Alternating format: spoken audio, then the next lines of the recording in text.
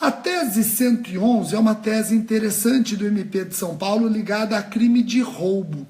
A tese 111 diz que o aumento de pena no crime de roubo acima do limite mínimo de 1/3 é necessário quando houver causas de aumento concorrente.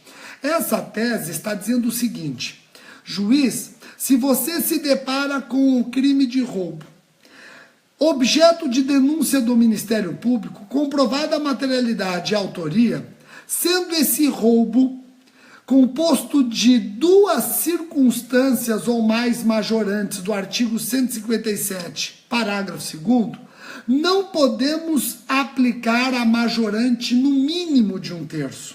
Se eu estou diante de mais de uma majorante, se eu tenho mais de um inciso do artigo 157, parágrafo 2º, o juiz não pode se limitar a aumentar a pena no mínimo de 1/3.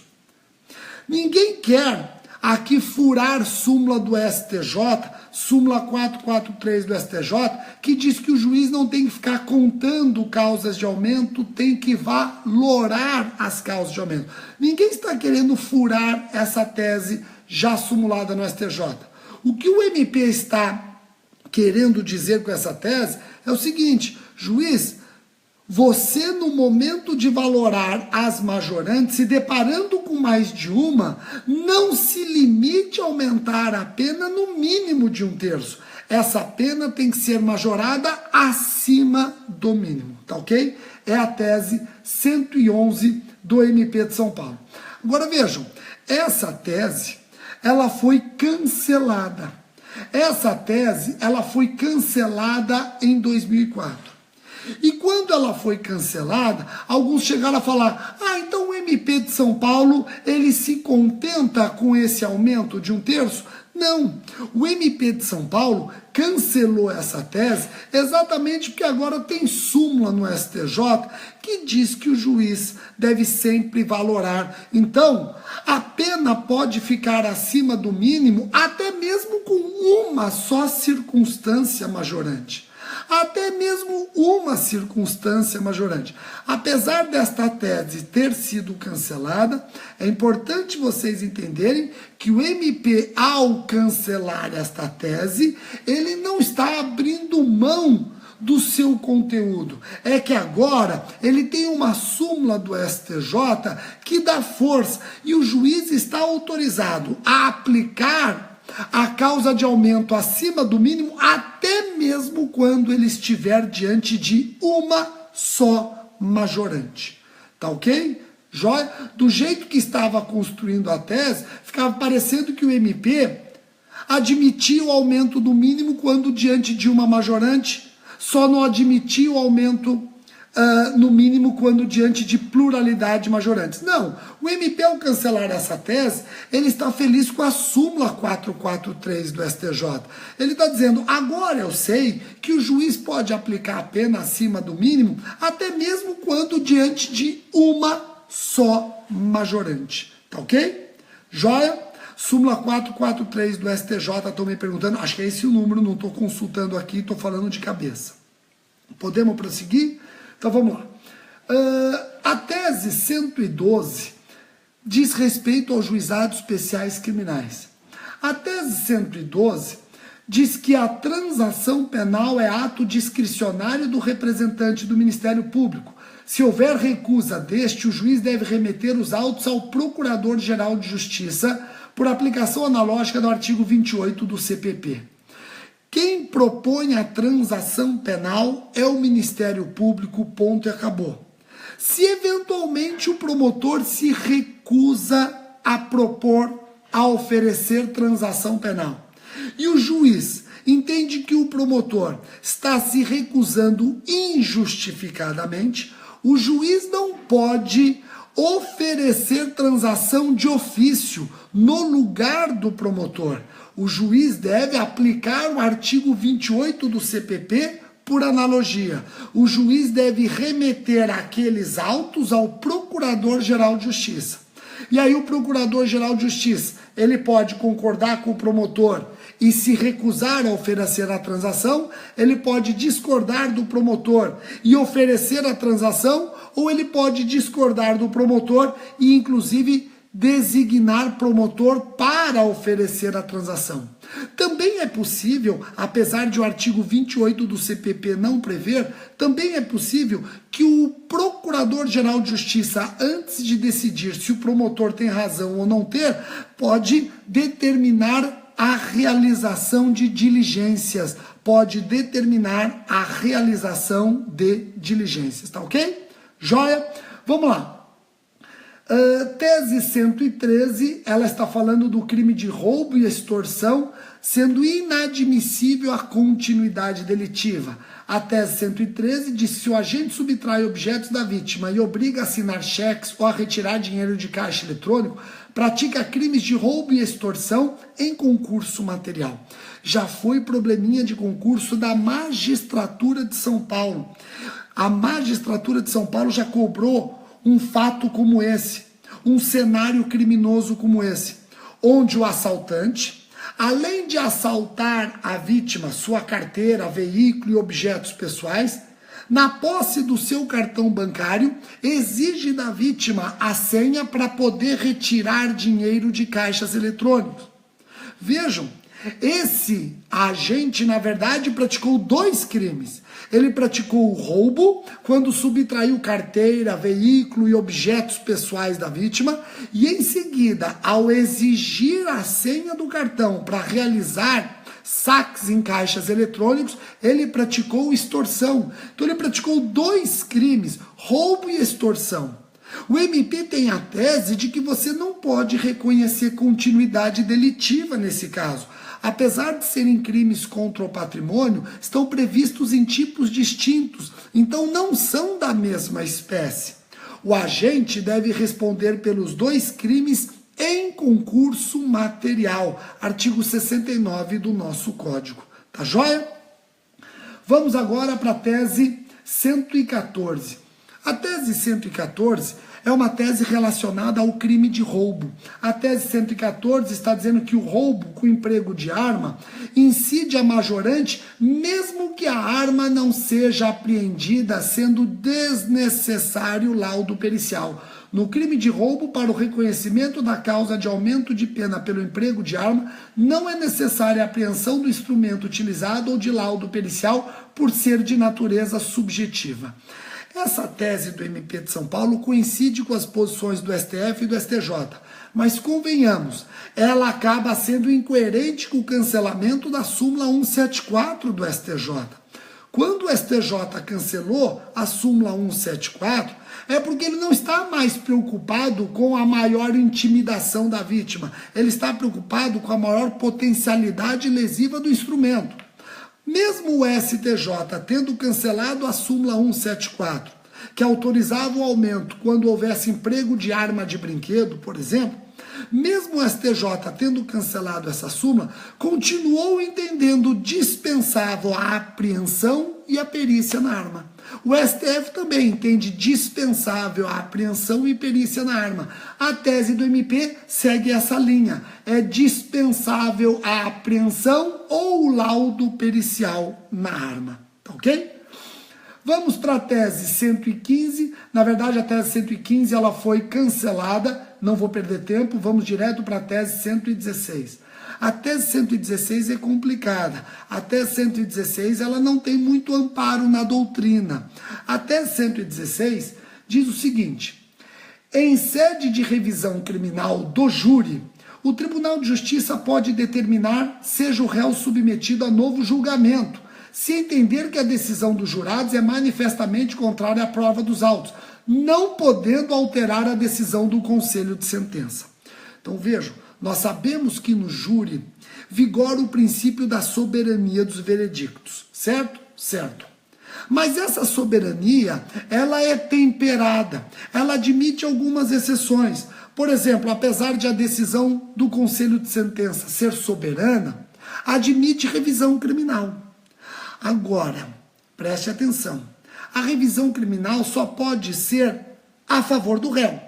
A revisão criminal jamais será pró-sociedade.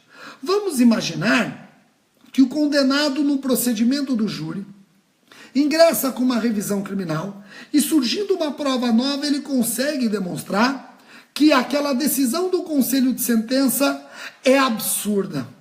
Aquela decisão do conselho de sentença é absurda. Pode ingressar com a revisão criminal? Deve. O tribunal, diante dessa prova, pode alterar a decisão do conselho de sentença de acordo com essa tese? Não. Se o Tribunal de Justiça, em sede de revisão criminal, concluir que a decisão do corpo de sentença, do conselho de sentença, é manifestamente contrária à prova dos autos, ele não pode alterar essa decisão. Deve determinar novo julgamento. Deve determinar novo julgamento, tá ok?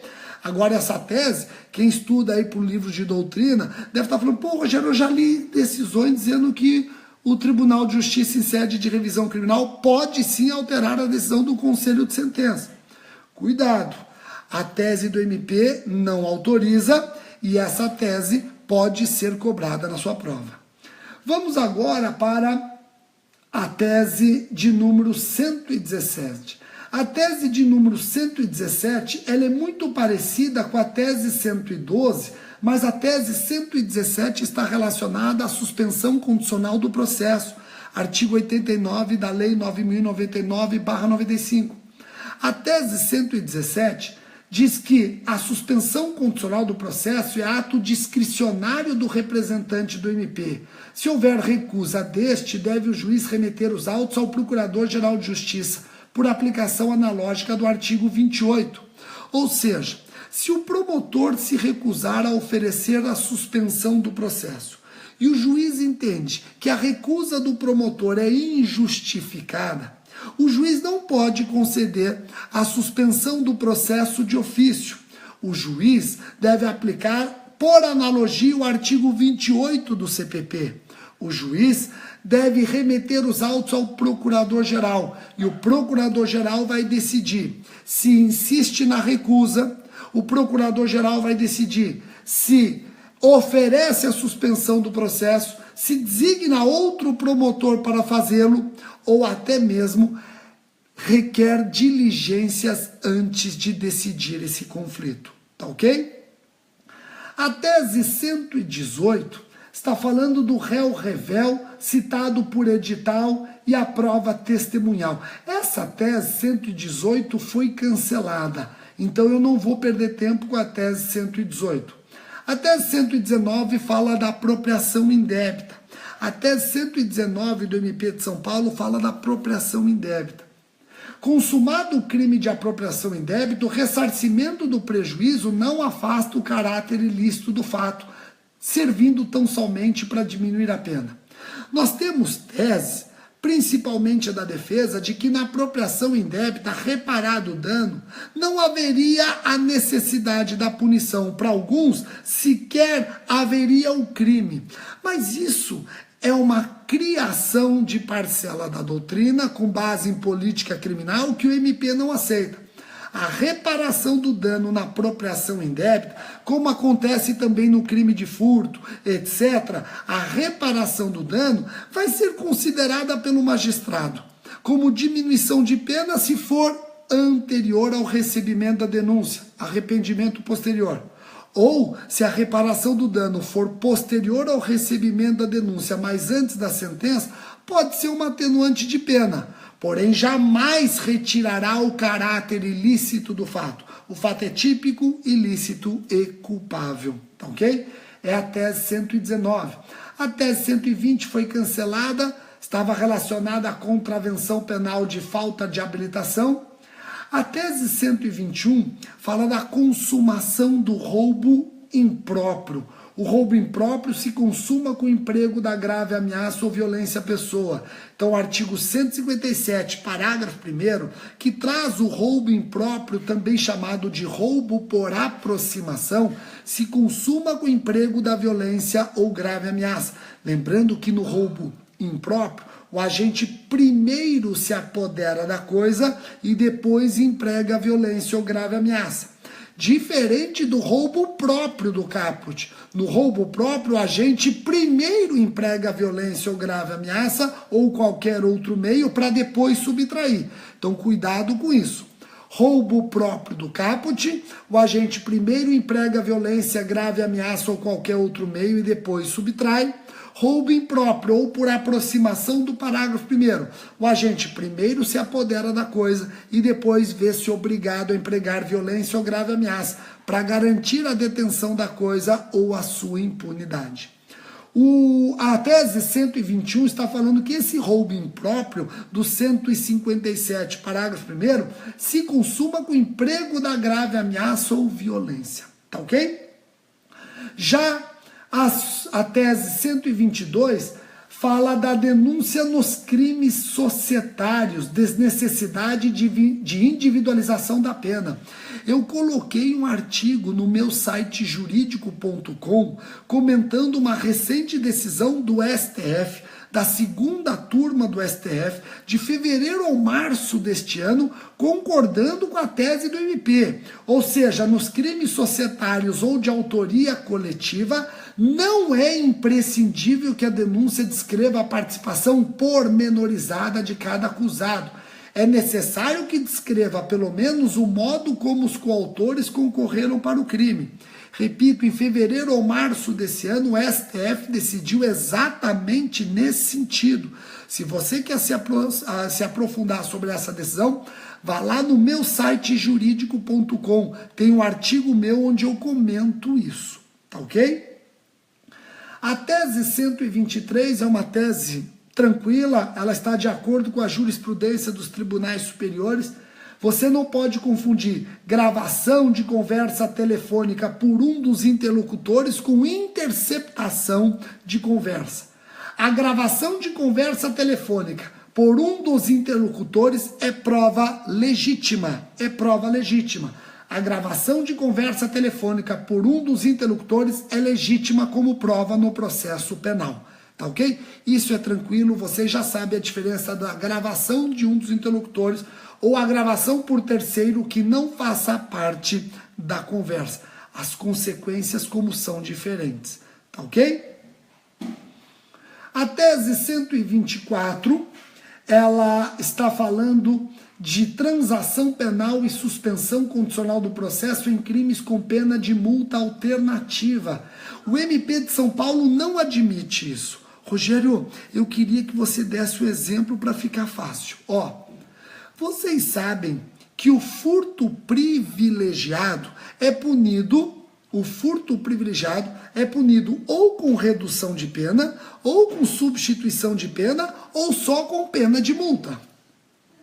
O furto privilegiado é punido com redução de pena, ou substituição de pena, ou pena de multa, apenas pena de multa. Por ter a possibilidade de sofrer ao final somente a pena de multa, tem doutrina dizendo que, tendo a pena de multa como sanção alternativa, deve ser encarado como uma infração de menor potencial ofensivo, admitindo transação penal e até mesmo a suspensão condicional do processo.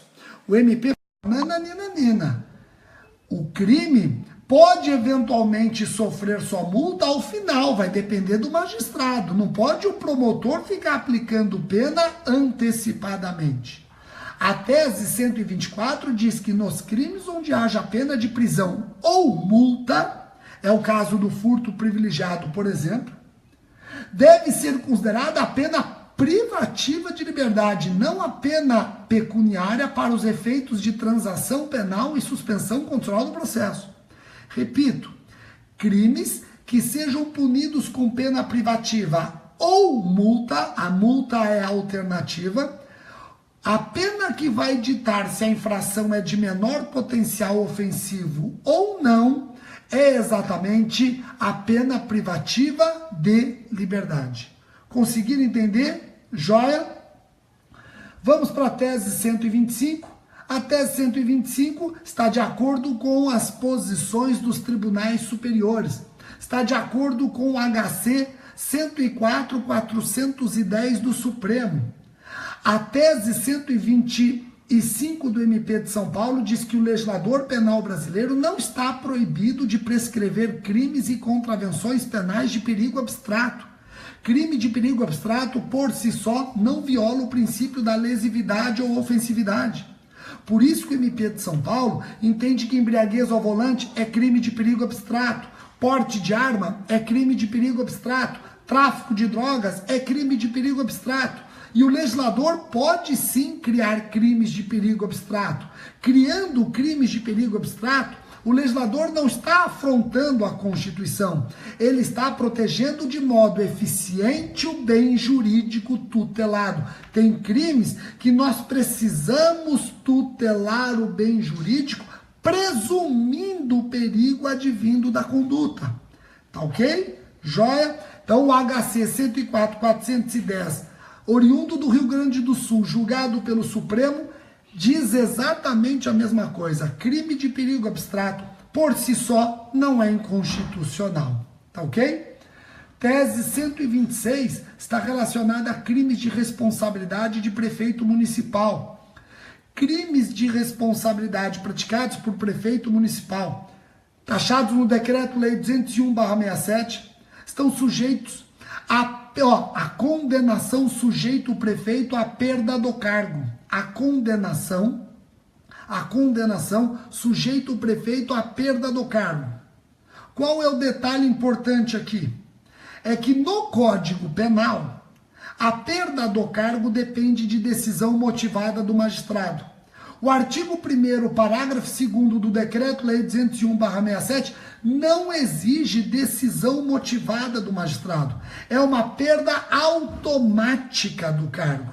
Alguns tentam dizer que esse decreto-lei, nesse ponto, não seria aplicado, teríamos que aplicar o artigo 92 do Código Penal. O MP diz, nananina. Tese 126 do MP entende que o parágrafo 2º do artigo 1º do Decreto-Lei 201/67 não foi revogado pelo artigo 12 da parte geral do Código Penal. Tenho aqui, na verdade, o princípio da especialidade. Se no Código Penal a perda do cargo depende de decisão motivada do juiz, aqui no Decreto-Lei 201/67 não depende. Como também não depende a lei de tortura, a lei de organizações criminosas. Estou dando exemplos de leis que prevêem o efeito da condenação perda do cargo sem precisar de decisão motivada do magistrado, a perda automática. Tá bom? A tese 127 fala do roubo próprio e a consumação. Aqui o MP de São Paulo fala a mesma língua dos tribunais superiores, fala até a mesma língua de recente súmula do STJ, quando que se consuma o roubo próprio do caput. O crime de roubo próprio se consuma no momento em que, ainda breve, o agente se torne possuidor da coisa mediante grave ameaça ou violência, sendo desnecessário que o bem saia da esfera de vigilância da vítima, bastando que cesse a clandestinidade ou a violência. Pessoal, o MP adotou a teoria da Amócio, STF adota a teoria da Amócio, STJ adota a teoria da Amócio. Então a tese 127 do MP de São Paulo está na mesma linha dos tribunais superiores. A tese 128 foi cancelada, eu não vou perder tempo. A tese 129, ela está falando da exclusão dos crimes hediondos em decreto de indulto. O MP de São Paulo entende que o decreto de indulto pode excluir crimes hediondos no momento do decreto, mas que não eram hediondos quando praticados, sem com isso significar retroatividade maléfica de norma. Então vejam, o MP de São Paulo, na tese 129, está defendendo a possibilidade de o decreto indulto excluir crimes hediondos, mas que passaram a ser hediondos depois de praticados. O MP em São Paulo entende que isso não é uma retroatividade maléfica. Na verdade, é ato do presidente da República. Se ele quiser excluir, ele exclui. Ele é soberano na concessão do indulto. Tá bom? Não é fácil isso. Essa tese vem sendo muito criticada. Quero mandar um abraço para o Dalmo, do Saber Mais Direito. Dalmo, seja bem-vindo aqui no Insta. Grande Dalmo do Saber Mais Direito. Entenderam a tese 129? Eu vou ler para vocês a tese. Ó.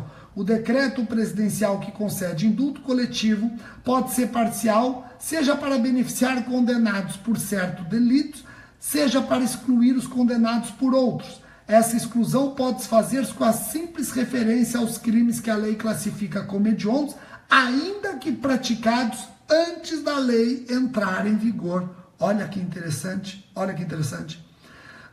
Rafael, só corrigindo, STF e STJ adotam a teoria da amócio. Tem um A aí, tá bom? Amócio. Tem um A. Faltou o A aí. Vamos lá, vamos continuar. A última tese. A última tese do MP de São Paulo está falando do requerimento do promotor solicitando que o juízo espeça ofícios para localizar testemunhas. Eu já quero alertar que a tese 130 do MP, ela não está de acordo com as decisões dos tribunais superiores. O MP entende que apesar de o promotor ter a faculdade de oficiar para órgãos públicos para descobrir a localização de testemunhas, se o MP requer que o juiz o faça, esse juiz deve atender o pedido do promotor. Vejam, é uma tese que não está de acordo com a posição dos tribunais superiores. Os tribunais superiores entendem que o MP tem poder de requisição. Se o MP tem poder de requisição, o MP que requisite dos órgãos competentes dados e informações para localizar a testemunha. O juiz só está obrigado a intervir quando o promotor se vê impedido de obter alguma informação por conta de obstáculos colocados e não conseguem e que não são vencidos pelo seu poder de requisição. A atuação do magistrado seria subsidiária.